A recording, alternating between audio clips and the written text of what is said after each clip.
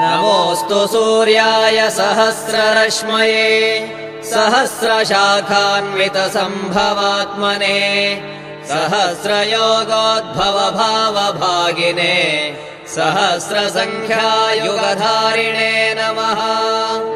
यन्मण्डलम् दीप्तिकरम् विशालम् रत्नप्रभम् तीव्रमनादिरूपम् दारिद्र्यदुःखक्षयकारणम् च पुनातु माम् तत्सवितुर्वरेण्यम्। यन्मण्डलम् देवगणैः सुपूजितम् विप्रैः स्तुतम् भावनमुक्तिकोविदम् तम् देवदेवम् प्रणमामि सूर्यम् पुनातु माम् तत्सवितुर्वरेण्यम्। यन्मण्डलम् ज्ञानघनम् त्वगम्यम् त्रैलोक्यपूज्यम् त्रिगुण